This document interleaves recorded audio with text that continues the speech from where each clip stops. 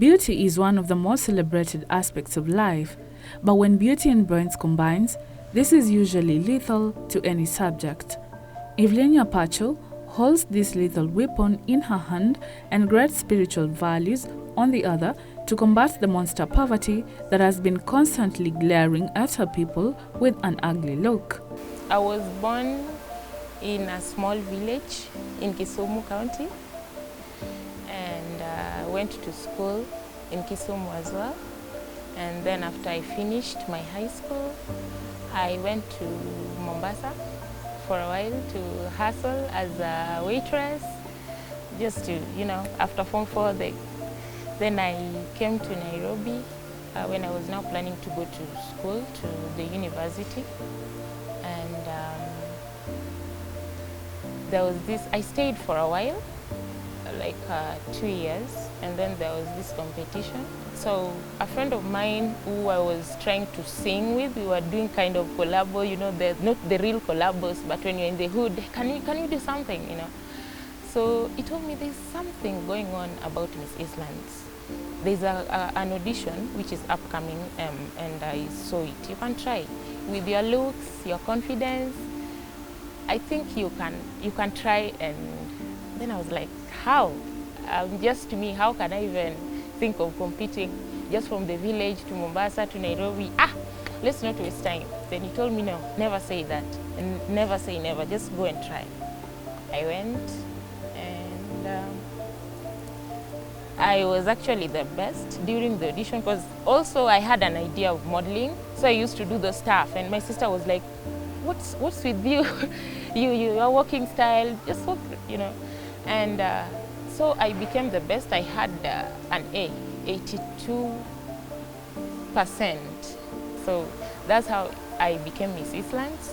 And since then, I've been involved in major activities like not forgetting our heroes, especially those who are now down, vulnerable children. I'm advocating for children, we are balancing gender, not girl child, but both, because even boys, they have issues, and especially when they are sexually relating issues.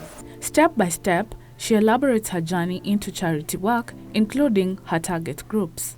My dad passed on when I was 11. We were left with mom. I'm not from a small family. By then I had 4 brothers. One passed away in 2013, our last born. Being that my mom was a housewife, we were only depending on our dad, the late engineer Mingoye, may his soul rest in peace. Life was really difficult, and no one wanted to chip in to assist us. Dad died when I was still in primary school. So then later, mom got really sick. She almost died as well. She really got sick. People were waiting for her to die, but we thank God she didn't. So we really suffered, and some people had different interests. Now that your father has died, you have issues with school, etc. Someone just wants you to get married at 16. I was supposed to get married at 16. Yeah, someone told me, instead of saying, yeah, you will get pregnant, get yourself a husband. And they brought me that husband. I cried. Mamangu alipiga nduru and chased them away. The lady came first, came again and again. So, but now I'm advocating for all these people. I don't even judge people who get married at a tender age. What really inspired me is how I was brought up and how I yearned for people, even the people surrounding us, to at least see that these people need help. No one came. There's a girl who was 12. In 2016, she was in a certain primary school in Eastlands. This girl was staying with her mom, her little brother, and her stepfather. So her mom came with her into this marriage. The little brother is the biological son to the stepfather. So this man started sleeping with the 12-year-old girl when she was 11. This is one of the saddest stories I came across. The girl was really in pain, and she was so alone. Then one day, she told her mom. Do you know what the mother did? Instead, the mom just beat her up and warned her not to mention that thing to anyone. Unataka niende wapi, niende wapi na hawa watoto kishaanza kusema havi. The charitable organization of Miss Eastlands Nairobi provides opportunities for advocacy, education, and recognition for young women and girls who want to positively impact the community. Eastlands is wide, and a large population lives in Eastlands. Like 3/4 of Nairobi population live in Eastlands. We have about 12 constituencies. That's Eastlands. In the whole of Nairobi, there are 17 constituencies. But Eastlands alone has 12 constituencies. Some partly are not, but almost all of 12 constituencies. Now, we have middle class, we have poor, we have low class. The most vulnerable, they live in the slums.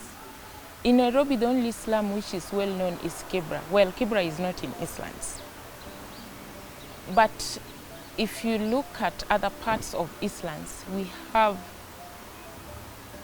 slums which are more pathetic than even Kibra. Like for example, if you go to Mathare, even in Kayole, Korokocho, Mwiki, Mukuru kwa Njenga, Mukuru kwa Ruben, do you know people die every day and you don't see?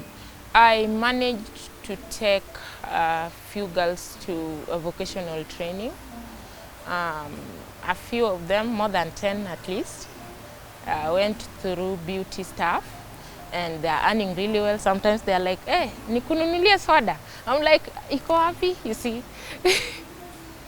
So that's one of the biggest success. I've been doing peace building. We have another office in the Dios compound next to Mama, the DCs, I mean, sorry, next to Mama Lucy. We hold peace meetings at least every week. We also have a program, Silk, it's called Silk. Silk is saving and internal lending groups. With the donation we get from stakeholders, NGOs, individuals, and everything, we identify how, you know, we are not going to feed these mothers forever. How do we stop the situation? I can't be giving you food. We need a sustainable. We get to plan. First of all, we select, we plan, and then we manage. Then we train them. There is a team of Miss Eastlands organization that specializes in training them about business and etc. So with them, if you feed them for 6 months, like a vulnerable lactating mother, when we feed them every day, for a period of 6 months, I'll have to know who she is. I already know her capability, what she can do, what she can't do. Then I'll ask her, I'm not going to feed you forever. What can you do as you? She will give me a list of even 20 business ideas.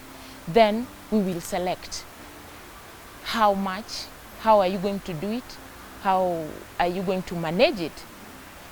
Then we give them grants. The organization also nurtures and fosters partnerships with like-minded stakeholders with a view to achieving its objectives. I have some partners like Joma organization, they have been supporting. We have Koedu, the Eastlands Farieto, they have supported the Eastlands Twaweza, and the individuals. We also have a pay bill number. We've been asking people, requesting people to donate. Even 10 shillings is a lot. If I get 10 shillings, that person will not go to pick things from the rubbish, you know. At least if I had another 10, I'll be able to get mask for one person. Sanitary pads. We get donations. Some, like I tell friends not to give me money, but give me an item. You call me, I'll pick. If you can deliver, the better. Because when I come to pick one pad, it's going to be more expensive. You donate a pad, you save a girl from sleeping with an old man to buy them pads. This thing is happening. This is not PR. It is happening and it is real. The Prakash, the Indian community, they brought me food. First, I really appreciate you, Mr. Prakash, and the team. They brought it themselves, and we went to the ground, and we gave almost everyone that was there food, because you know, when people hear there's food somewhere, we also have people on the ground. When we are bringing food, we coordinate with them so that they make sure the ground is on food. So when we got there, some other people also had this food.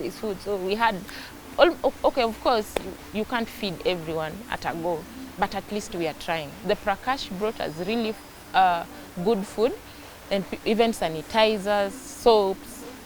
People were very happy. If you look at our website, we update anything that we do, you will see.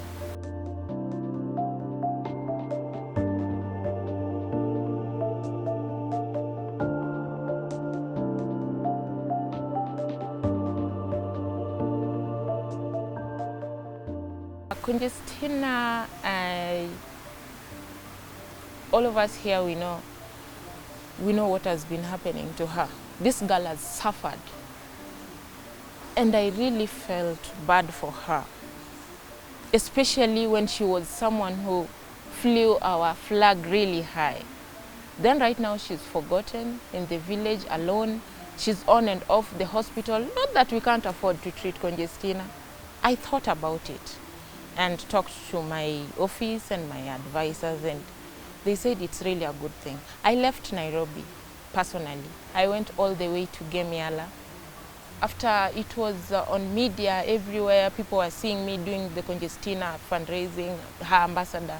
Everyone was calling me.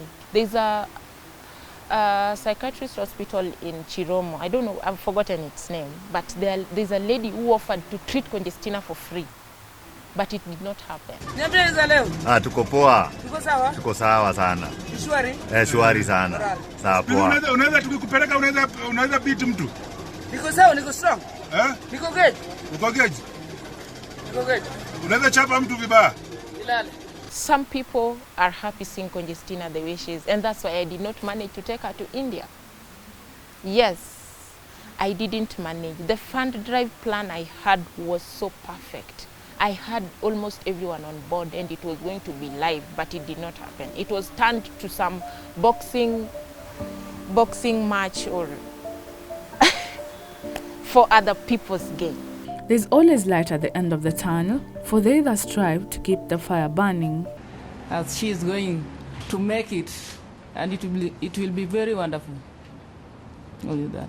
We're going to have a food bank in a central place, then food pantries in each and every constituency. How are we going to do it? How are we going to get the food? We would like to partner with the supermarkets. We'll have something like a rack branded Miss Island's organization, or donate something for a vulnerable lactating young mother. Remember, this young mother is 14. I'm older than this, and she's already a mother. So when you go to shop, you can have a shopping worth 10,000 shillings. But when you drop one unga, a packet of unga, or even a packet of rice in there, at the end of the day, you're going to feed a family. We will not be having cases of throwing kids in the dumping site. You see the leading groceries and the supermarkets, that's what we are going to request them, if they allow us to just put a rack. If there's someone who will come out, maybe if the vulnerable lactating mothers allow us to show you their videos, we will do. In her final remarks, she shares her words of advice. Some people don't have people to talk to them. And if there are any volunteers, any psychologists, anyone who can volunteer to come out and talk to, some of them are really going through a lot. They need therapists.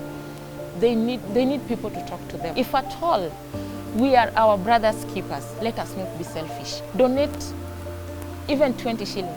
Spare 100 shillings out of your 10,000 and save a life. The same way you feel bad when you see a newborn baby in a dumping site, that is the same way you should feel that if I donate these 20 shillings, that kid will not die, and he might become a better person who will even sponsor the whole society or whoever, we don't know. But we need to save lives. Let us not sit down, blame leaders or anything. We are the leaders or the tomorrow's leaders. Let us do it ourselves. And in Islam, the population is very high. And a good number of people, 3/4 are not working. There are no jobs. Wherever there's a human need, there is an opportunity for an act of kindness and to make a difference. Choose to be that change agent in your small way. You may never know how powerfully it may change someone's life forever.